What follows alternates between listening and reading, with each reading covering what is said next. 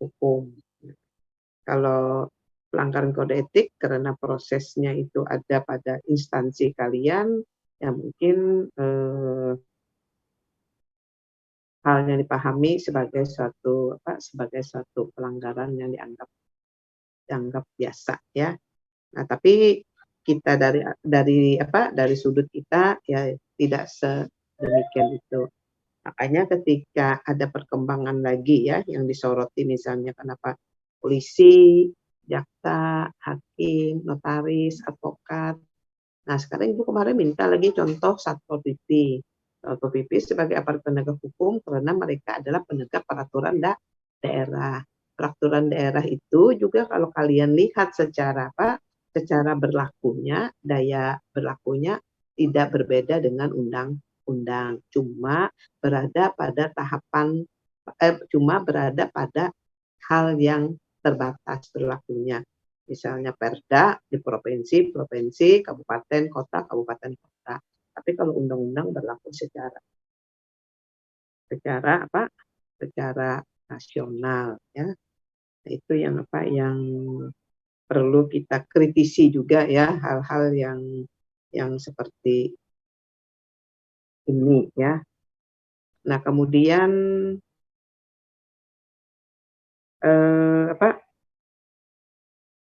pelanggaran hukum ya, pelanggaran hukum sudah pasti kan, juga ada pelanggaran kode etik. Nah, ini yang melekat ini yang kita pahami, ada satu pelanggaran hukum sekaligus juga pelanggaran kode etik ya. Nah, itu mungkin di dalam beberapa contoh kalian yang kalian bahas tadi ya, tidak hanya pada ketentuan pelanggaran kode etik saja, akan tetapi juga terjadi pelanggaran hukum ya. Apa misalnya pada kepolisian, kejaksaan, hakim. Kemudian ada lagi salah satu contoh adalah Satpol PP. Jadi ada kategorinya ketika itu terjadi pelanggaran hukum juga sekaligus pelanggaran etika. Nah, kemudian tadi mau katakan ada di kode etik itu kan juga ada pengaturan pelanggaran kode etik juga akan dikenakan sanksi.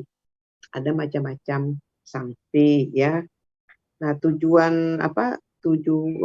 bisakah kalian pahami kenapa mesti ada kode etik, kenapa mesti ada sanksi pada profesi hukum itu? Ya, misalnya kita ambil contoh yang polisi, jaksa, hakim, notaris, advokat, ya, atau penegak peraturan daerah, Satpol PP. Kenapa harus ada kode etik di situ dan sanksi?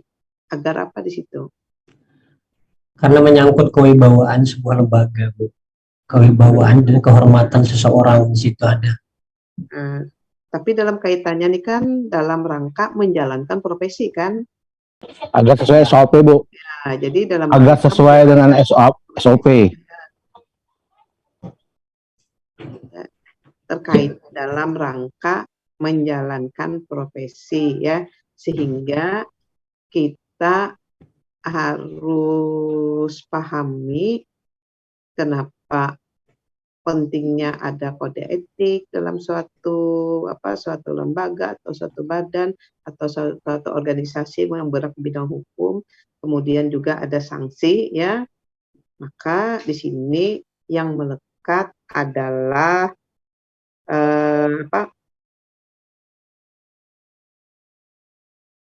agar seseorang tuh profesional ya dalam menjalankan profesinya, dalam menjalankan pekerjaannya ya. Nah, jadi tidak bekerja itu ya asal-asalan, tapi kita dituntut profesional. Kalau sudah profesional itu maka yang bersangkutan itu sudah melekat apanya? Sudah melekat apanya? Kalau profesional ya, misalnya dalam pekerjaannya itu bagus, sesuai aturan, bagus ya. Kemudian juga dia melakukan profesi itu secara profesional. Nah, di situ apa juga yang melekat ketika kita ada bicara profesional itu, tadi kan profesi. Tanggung jawab, Bu. Tanggung jawab. Apa namanya? Biasanya profesional ini kan orang kadang-kadang melekat keahliannya juga di situ ya. Apalagi di situ yang perlu dipahami? Tanggung jawab, Bu. Iya, tanggung jawab, betul. Jadi melekat di situ adalah tanggung jawab ya. Nah, kalau kita bekerja sudah sesuai tadi katanya ada SOP-nya, ada aturan mainnya, ada rem-remnya, ada rambu-rambunya. Nah, sehingga ketika kita itu profesional, maka kita tidak melanggar pada aturan, tapi kita akan bekerja sesuai dengan aturan ya, karena kita akan terikat dengan kewajiban dan tanggung jawab. Nah, itu yang penting lah yang harus kalian pahami juga ya. Nah, misalnya sanksi, kalau sanksinya, kalau sanksi kode etik kan tidak mengenal yang namanya sanksi pidana ya. Nah, pidana.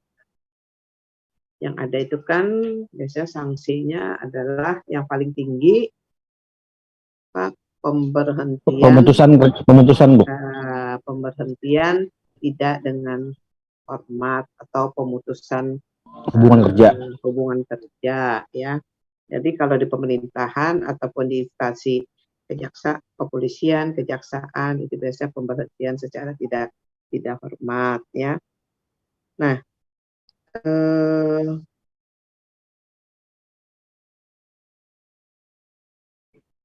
apalagi di situ yang perlu adanya sanksi ini lagi ya. Jadi keterkaitan dengan profesional karena terkait juga adalah tanggung jawab. Serta apa tadi untuk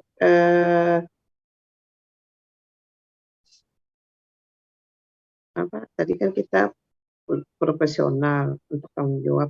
Tapi dalam hal ini kan kita harus lebih meningkatkan profesionalitas ya sebagai penyandang profesi.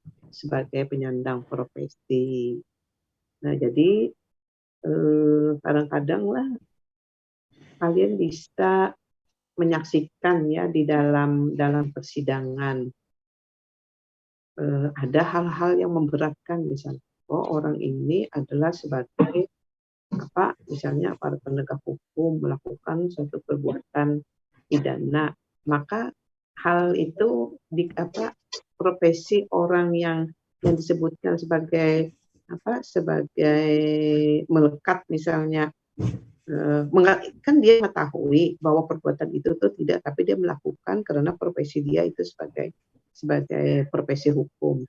Nah, jadi hal yang sedemikian itu masuk dalam kategori, kalau dalam suatu peradilan pidana ya, itu masuk dalam kategori memberatkan ya. Pernah nggak dengar seperti itu?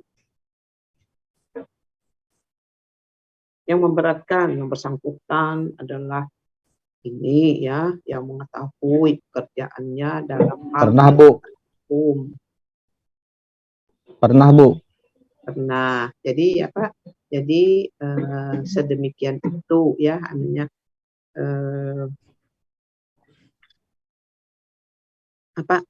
pemberatannya ya, termasuk kategori yang memberatkan. Walaupun kita melihat ancam pidana itu kan ada ancamannya itu kan maksimum ya, nah, maksimum. Kemudian Kalau di pidana tuh, pidana KUHP itu serendah-rendahnya satu hari. Nah, jadi kalian bisa melihat misalnya terjadi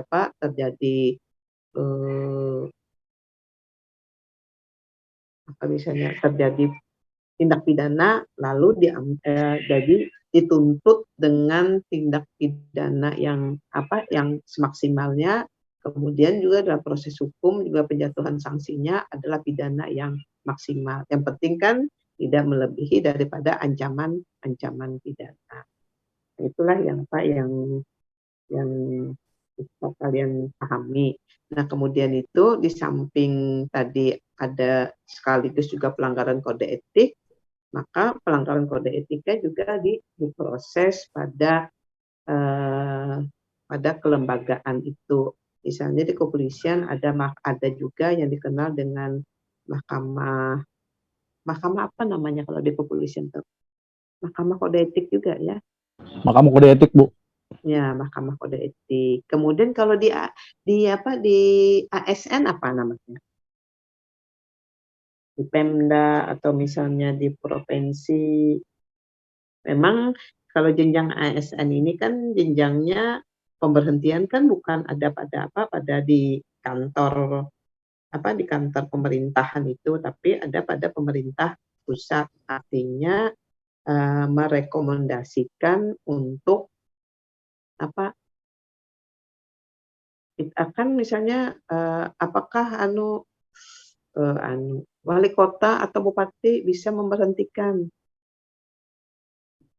Dari BKN, Bu. dari BKN. Biasanya kalau ASN itu ada komisi ASN namanya. Ada kan? Nah, Ya. apakah komisi itu tuh langsung memutuskan atau menyatakan memberhentikan? Di situ ada bersidangnya biasanya pemberian sanksi.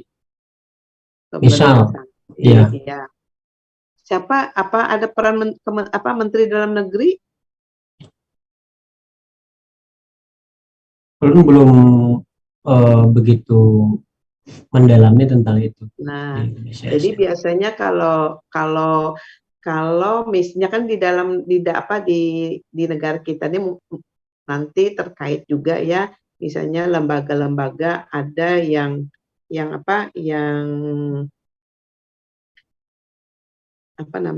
lembaga yang pusat ditempatkan di daerah ya kan sebagai pegawai pusat. Kemudian ada ini merupakan pegawai daerah ya. Nah, kemudian apa lagi? Nah, itu juga kalian harus pahami apa saja misalnya di daerah ini ya yang merupakan kewenangan bupati, wali kota, gubernur terhadap seorang karyawan yang melakukan pelanggaran kode etik. Apakah mereka punya kewenangan untuk memberhentikan langsung atau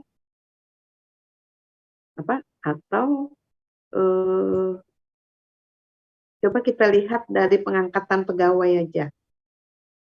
Siapa yang berwenang untuk mengangkat pegawai? Sekarang aja penerimaan serentak secara nasional sama.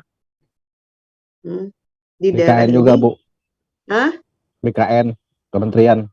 Nah, berarti kementerian kan, nah berarti ada pada di sana ya.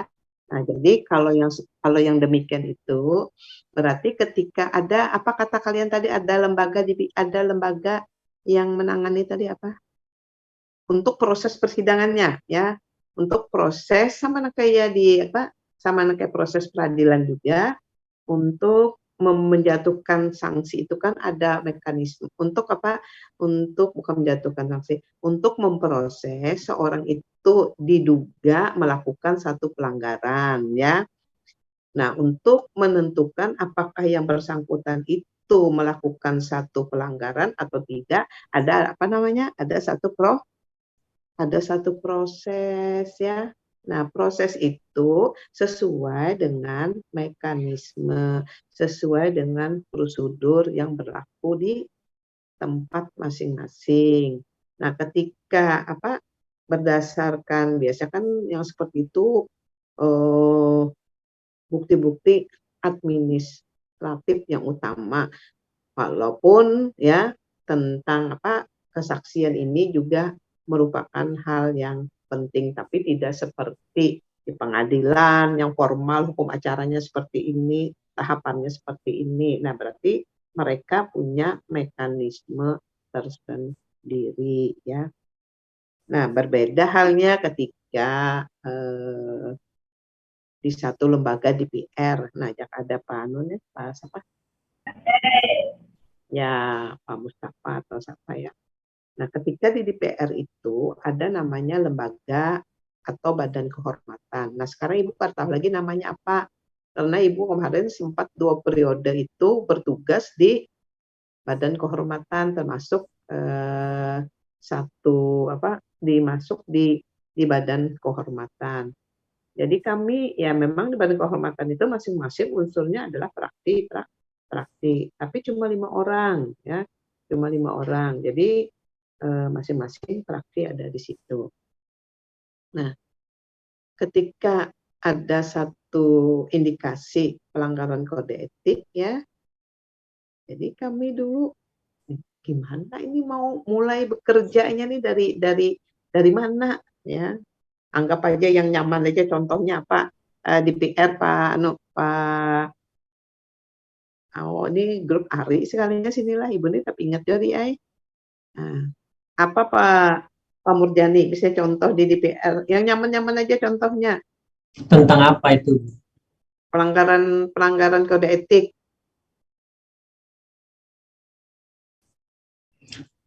Pelanggaran kode etik ini biasanya melanggar sumpah dan janji sumpah. Contohnya. Contoh salah satu misalnya perbuatan asusila misalnya. Pidana tuh Bu, bukan? Iya, tapi kan memang kalau berhubungan dengan sikap, pidana itu kode etik ini biasanya berhubungan dengan integritas, Bu. Nah, tadi kan Ibu padahkan, tadi Ibu sampaikan sudah kan, ketika terjadi pelanggaran hukum juga terjadi pelanggaran sekaligus juga terjadi pelanggaran kode etik. Kan? Dari awal tadi.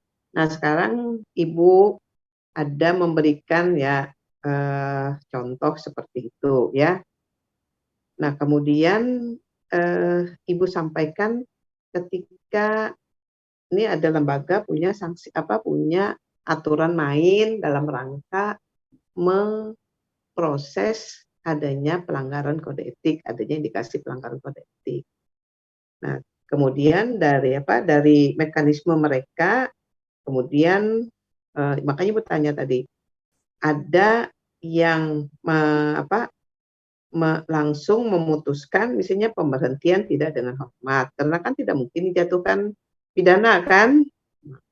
Kemudian ada yang merekomendasikan kepada, karena kita ini misalnya pegawai daerah, ada pegawai daerah, ada pegawai pemerintah pusat yang ditempatkan di daerah.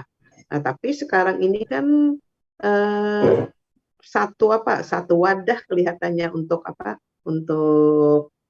aparatur sipil negara ini. Nah, dan mereka juga terikat dengan kode etiknya. Nah, itu jelas misalnya mekanismenya. Lalu Ibu berikan contoh ketika di DPR itu ada namanya badan kehormatan. Tapi ketika ada indikasi pelanggaran, tapi tidak bisa berbuat apa-apa ya, anggap aja pernah Ibu lalui 8 tahun. Ada satu pelanggaran. Nah, Ibu minta pelanggarannya itu apa?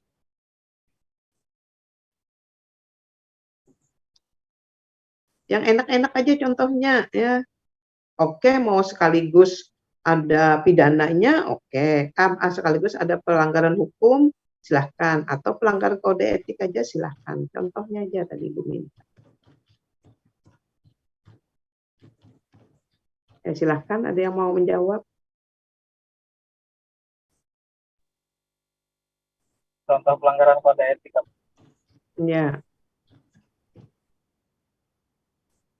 Yang enak aja misalnya apa contohnya ya? Masuk tempat hiburan malam, Bu. Masuk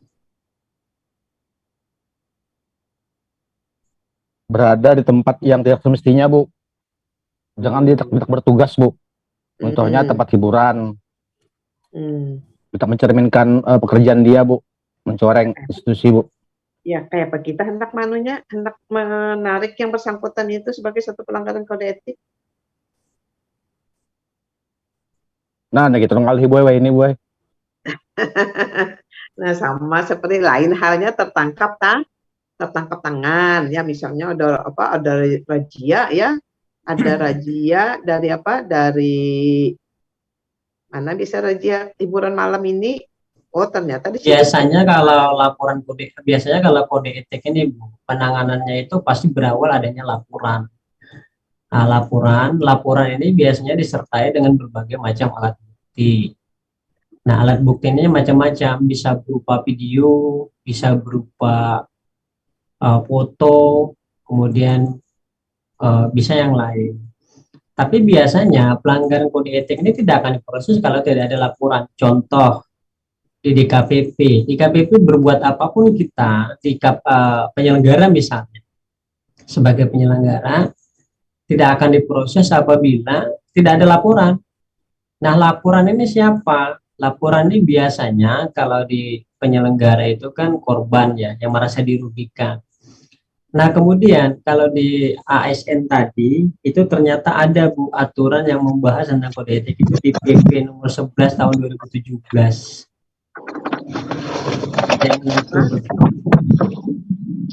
Ada di PP nomor 11 tahun 2017. Ya, apa isinya? Pasal berapa? Ini Elon masih download ini, Bu, proses download. Oh, masih mendownload. Atau sambil dia mendownload, itu ada yang lain lagi pendapatnya gimana? Satu lagi, Bu, contoh, Bu. Untuk melakukan ya namanya penindakan terhadap pelanggaran kode etik itu harus ada laporan ya. Tadi Ibu berikan kepada kalian tadi, memberikan contoh misalnya di tempat hiburan, Bu, bagaimana tempat hiburan itu tahu dia melanggar kode etik, bagaimana cara untuk menarik seseorang ya bahwa dia melakukan pelanggaran kode etik. Gimana, ada yang tanggapan yang lain lagi? Satu lagi, Bu, contohnya, Bu, yang baru-baru ini, Bu, yang rame, Bu, yang sedang sidang dia membuka situs lain, Bu, situs di WhatsApp, Bu. Kemarin kan dia melanggar etika jelas, cuma dia mengundurkan diri sendiri, Bu. Iya, jadi pada waktu sidang paripurna misalnya lah, ternyata yang bersangkutan membuka situs dewasa porno ya. Nah, jadi kemarin kan cukup ribut. Nah, biasanya yang seperti itu ya ini karena kata kalian tadi menyangkut ini kelembagaan ya. Kelembagaan itu menjaga kehormatan ya, makanya juga itu biasa kalau di DPR itu Mahkamah Kehormatan kan itu namanya, kalau di kita kan badan kehormatan. Karena itu namanya mahkamah atau badan kehormatan. Nah, ketika muncul pemberitahuan secara viral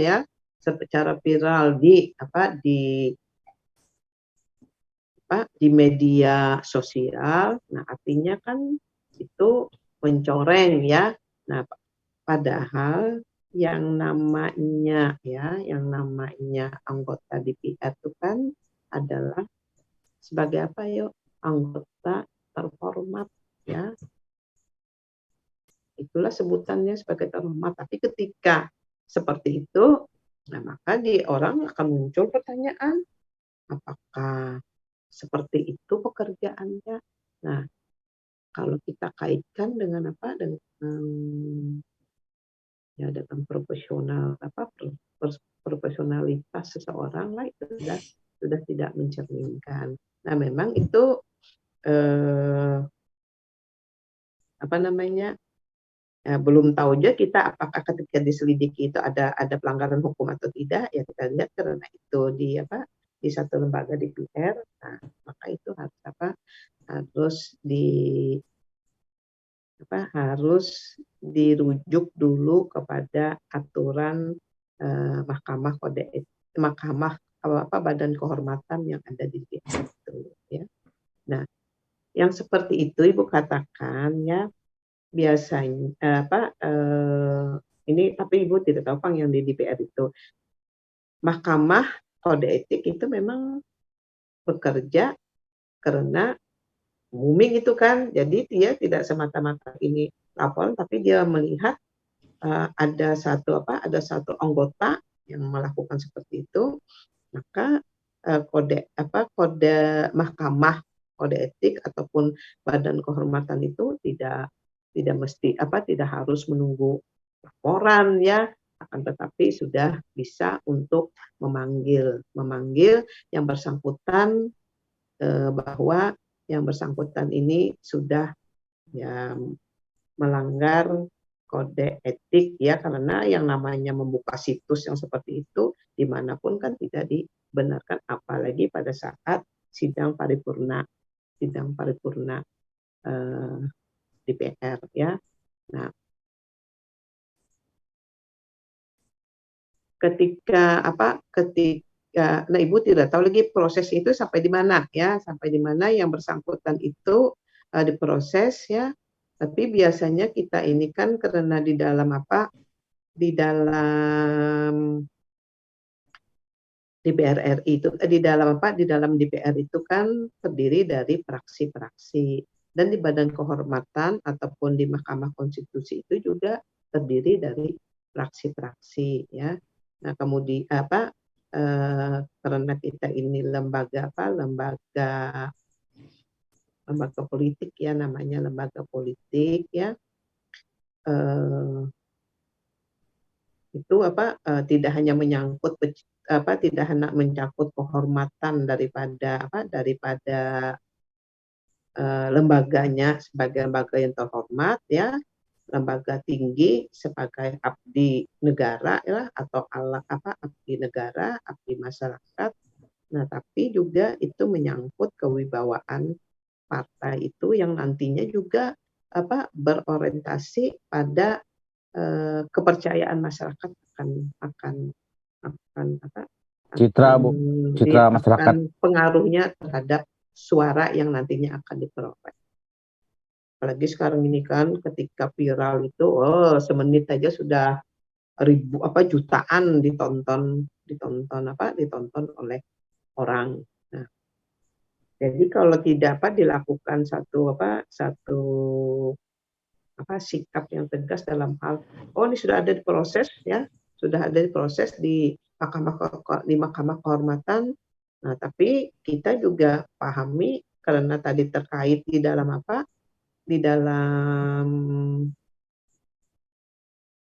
dalamnya ada fraksi-fraksi ya, itu juga mempengaruhi dalam hal proses di Badan Kehormatan itu sendiri. Atau misalnya kata si Murjani, nanti kami proses dulu di secara partai. Nah, jangan dibuka secara intern Bu. Ya, di intern dulu. Biasa kan intern dulu ya. Misalnya dari mahkamah atau Badan Kehormatan, ini tolong partainya aja yang menyelesaikannya ya. Jadi yang namanya partai itu mau nanti memberikan sanksi di partainya itu adalah partai, karena mahkamah di kehormatan ataupun Badan Kehormatan, makanya Ibu katakan tadi belum punya mekanisme yang jelas sebagaimana mekanisme dalam hukum acara yang ada pada misalnya di tingkat mahkamah kepolisian atau di militer ya. Kemudian juga bagaimana sistem penyelesaiannya atau tata caranya, kemudian apakah bisa memberikan sanksi ya. Nah, ternyata hal-hal yang seperti itu juga belum apa namanya kita ya, namanya juga ada kepentingan politik di sana ya, belum ada yang jelas dibungkus dalam satu misalnya peraturan atau apa di pimpinan itu ya, apa dalam hal itu juga menghambat daripada penegakan kode etik itu sendiri ya. Sampai jam berapa nih soal nih Murjani nih? Asik kan karena ibu nih. Ibu Setengah nih ini 4 bu. Hah? Setengah 4 terus ya bu. Ini setengah 4 kan sudah? Ada sampainya bu. Jam 3 balum lagi bu. Hah? Jam 3 balum Soalnya, lagi bu. Oh jam 3 balum. Soalnya ibu nih kan jam setengah 4 mengajar pulang di kelas apa? Di kelas sebelah. Kemudian jam setengah 4, jam setengah 5-nya ibu ada dua yang terlapis. Nah sekarang ibu sampaikan kepada kalian karena di kalian ini juga yang berpengalaman yang lebih mengetahui juga ya. Ketika tadi ASN juga Murdani langsung mendownload, tapi ibu belum dikasihkan informasi ya. Nah, yang jelas bahwa sanksi di dalam kode etik ini adalah berupa lebih pada sanksi administratif ya, sifatnya administratifnya. Nah kemudian ibu mau tahu dari kalian ya sekarang apa yang menjadi faktor penyebab orang melakukan pelanggaran kode etik. Jadi tidak hanya faktor penyebab orang melakukan pelanggaran hukum, tapi ada juga faktor penyebab orang melakukan pelanggaran kode etik. Apa saja faktornya? Ekonomi adalah bu. Ekonomi itu sudah kalian ya. Kalau ekonomi, kalau seperti yang pidana untuk makan, rasanya kada mungkin bang lah, karena sudah punya penghasilan ya. Kemewahan gue. Oh kemewahan. Artinya apa namanya itu? Tingkat apa yang ketujuh belanja atau apa namanya? Tingkat sosial bu. Taraf hidup ya, taraf hidup. Apa yang nama istilahnya? Yang atau kecenderungan apa namanya tuh yang pas bahasanya hedonisme aja bu. hedonisme bu. Apa itu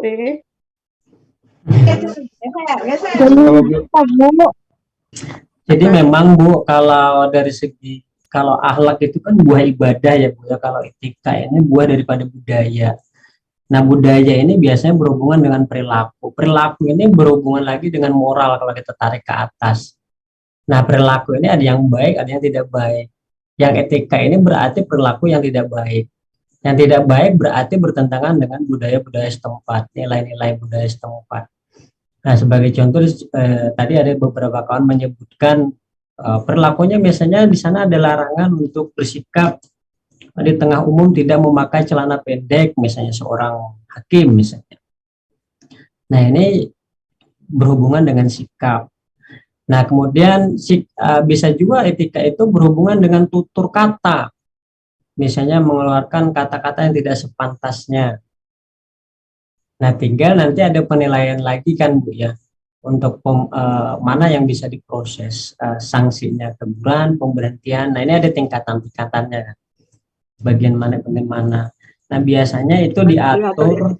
Ya ibu paham aja, sudah mungkin yang lain paham. Misalnya tadi kita ambil contoh yang apa? Ekonomi Bu.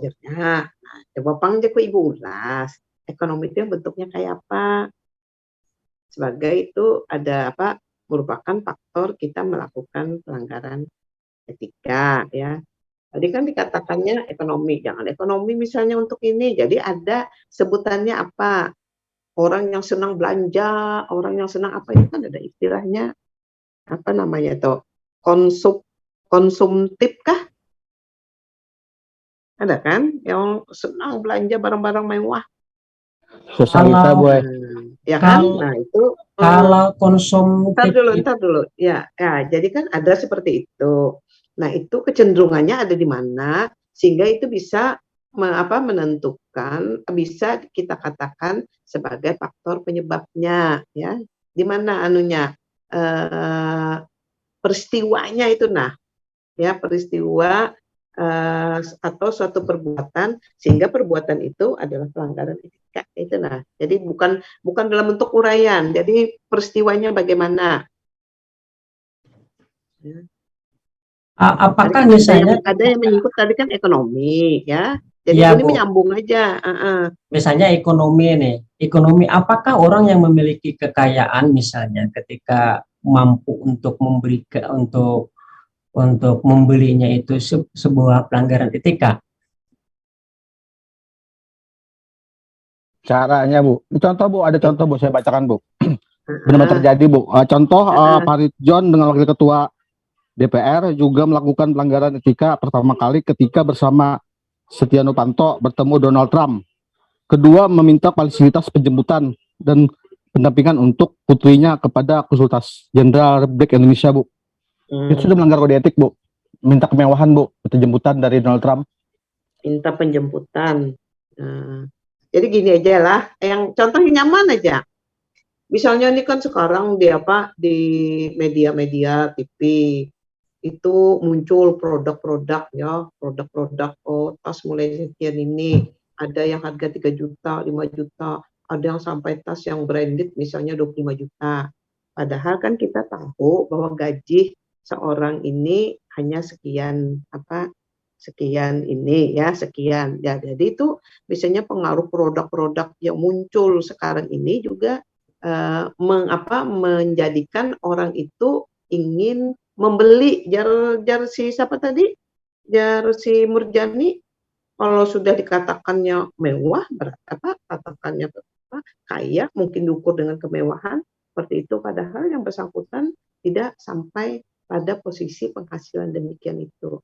Artinya konsumtif itu dalam hal pengaruh dari kondisi yang sekarang ini, produk yang selalu bermunculan ya, kemudian dengan tingkat harga yang berbeda atau berlainan, kemudian juga tingkat sosialnya lebih kecenderungan kalau kita pakai tas apa namanya tuh, oh ini tasnya tas branded padahal kemampuannya ini, tapi karena ada satu keinginan untuk untuk memiliki seperti itu juga ya, maka menurut kalian tadi yang ekonominya bisa dalam hal seperti itu. Tapi kalau penjemputan itu mungkin fasilitas itu bukan bentuk yang lain lagi ya.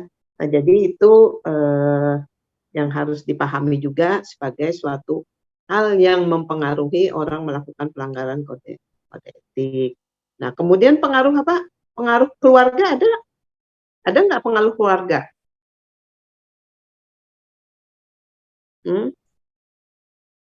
Itu merupakan pengaruh. Kalau pengaruh jabatan pasti sudah bahwa itu ada pengaruh jabatan, kemudian ada pengaruh konsumtif ya, kemudian pengaruh keluarga apa? Sifat kekeluargaan.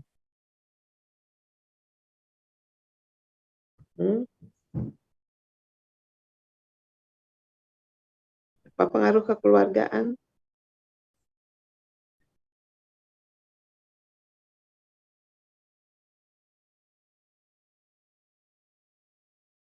Contohnya aja Ibu ya.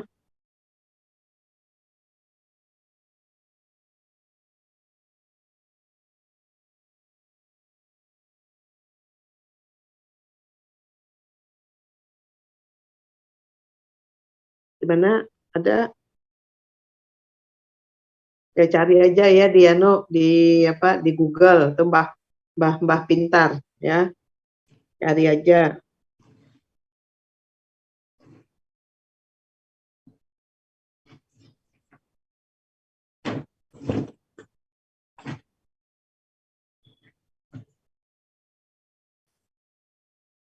Misalnya gini, Pang, ya. Ada nggak? Ada Murjani? Kekeluargaan bisa dinotaris saja. Ada Ya, misalnya, Bu. Contoh, ada seorang dosen misalnya. Ada apa? Dosen misalnya. Oh, dosen. Nah, misalnya kan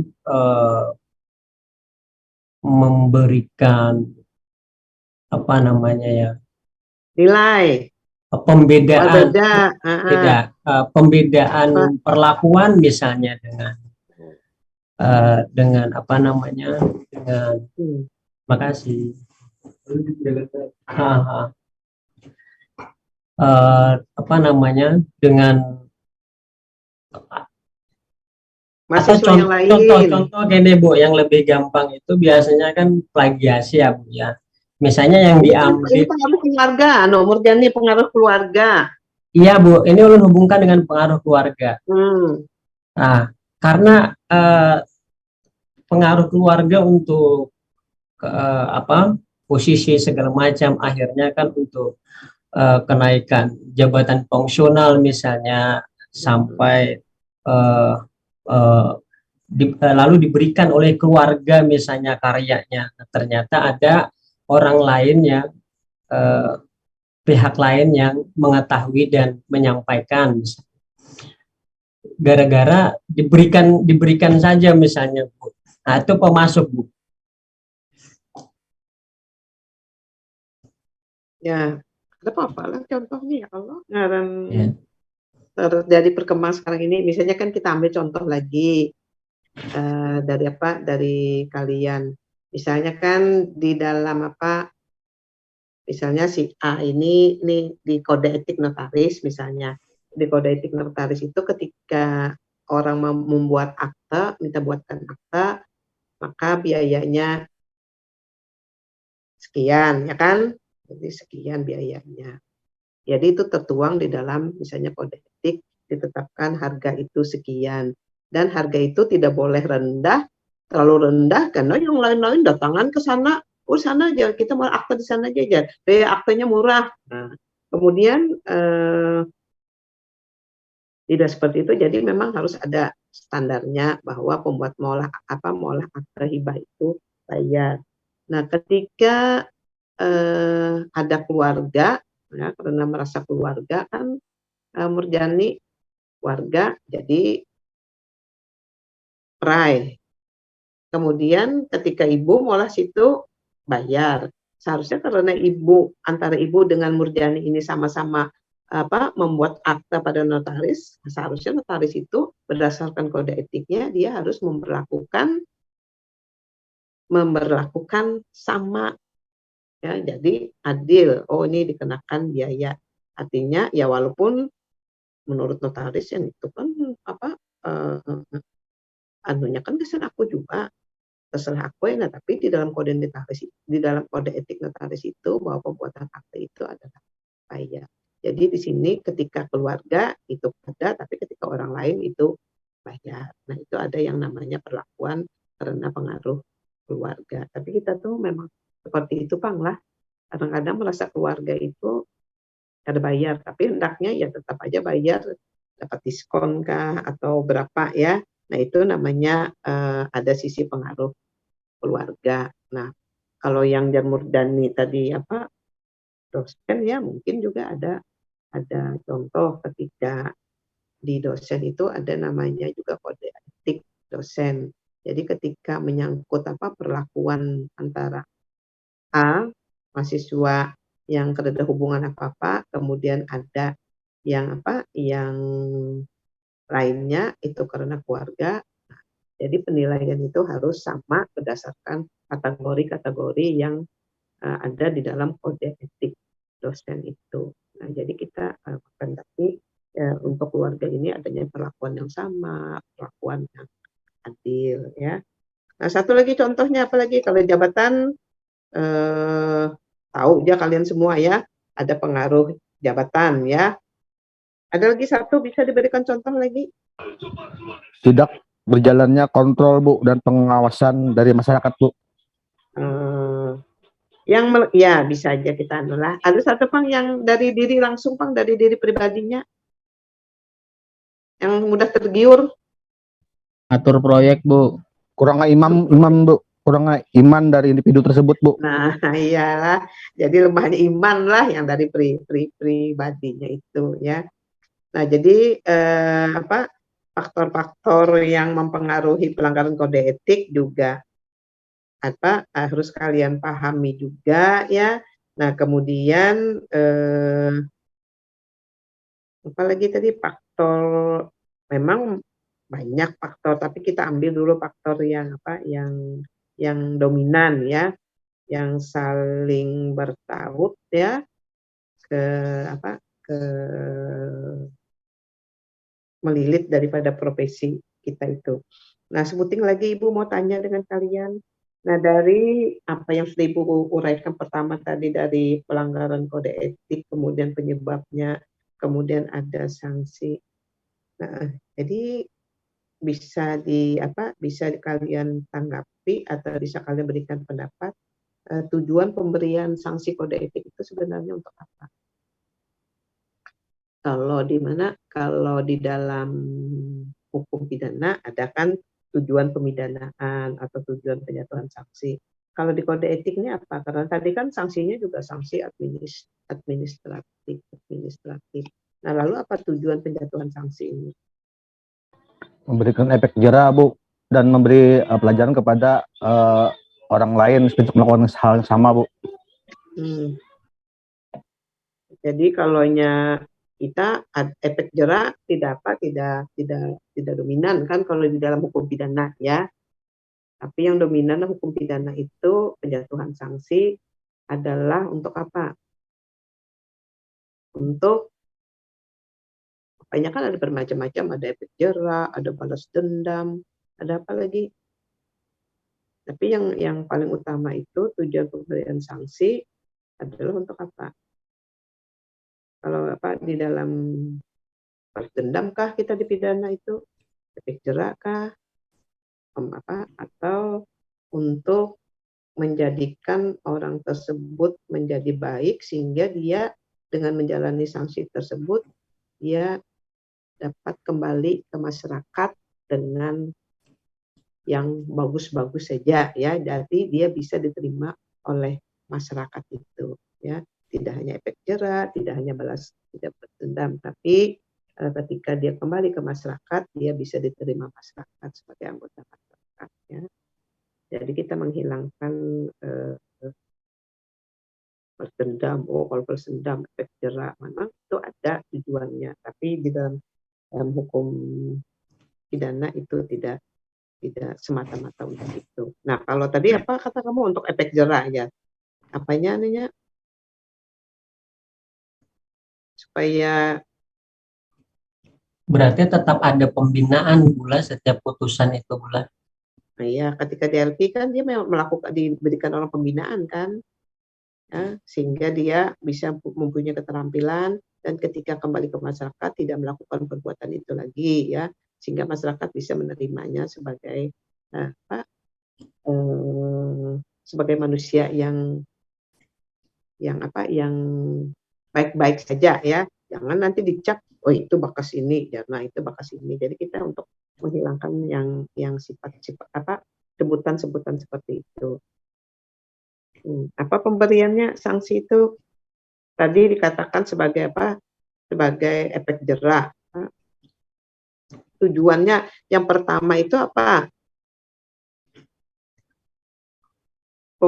Sebagai hukuman atau pemberian hukuman ya kepada orang yang melakukan pelanggaran itu.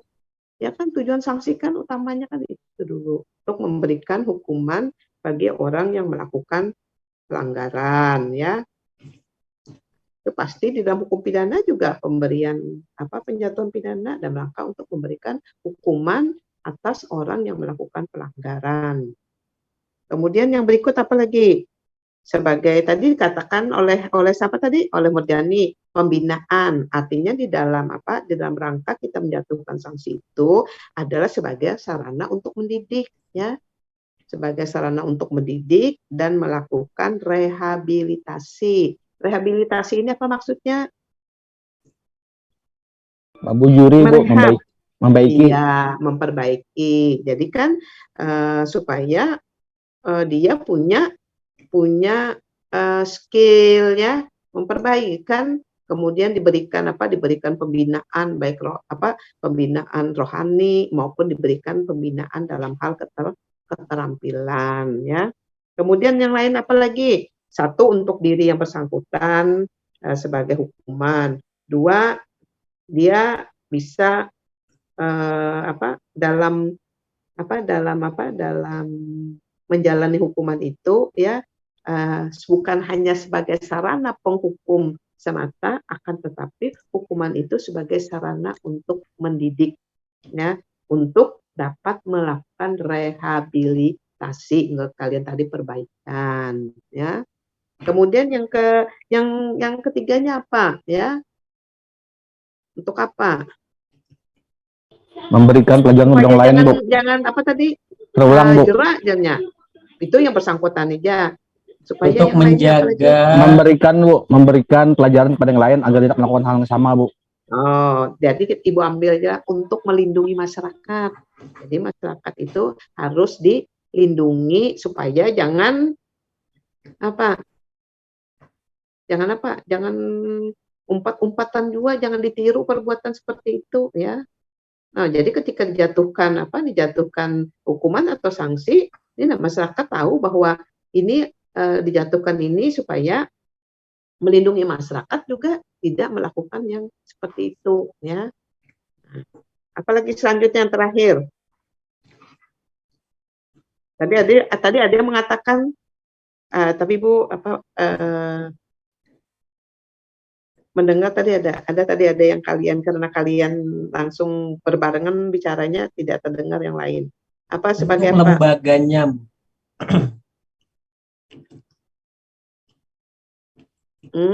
Untuk lembaga. Kan kita ini kan profesi kan dalam kelompok ya kalau. Okay. Nah, berarti sebagai panutan bagi anggota lain dalam kelompok itu ya, yang sehingga yang sama dan terikat dalam aturan yang sama. Nah, itulah yang harus kalian pahami lah untuk penjatuhan sanksi itu, ya. Jadi biar kalian dapat memahami bahwa penjatuhan sanksi dalam pelanggaran kode etik ada juga tujuannya, ya.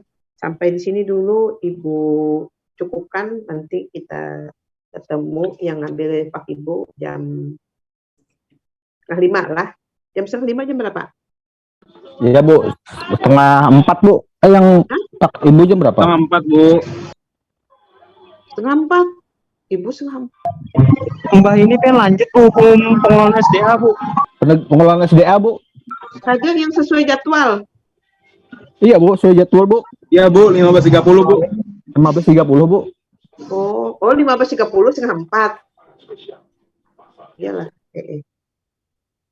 Ayo dulu Ibu istirahat terus sama Ibu ngopi juga. Nggih, Bu. Karena kita buka di link yang ya. Nggih, Bu, sama-sama, Bu.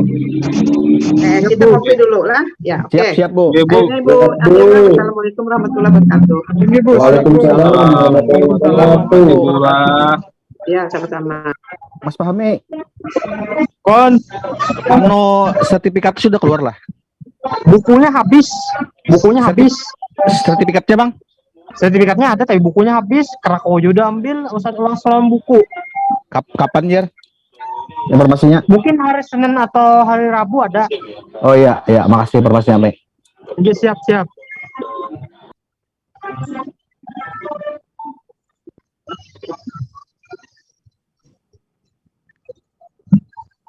Mempromosikan Nang.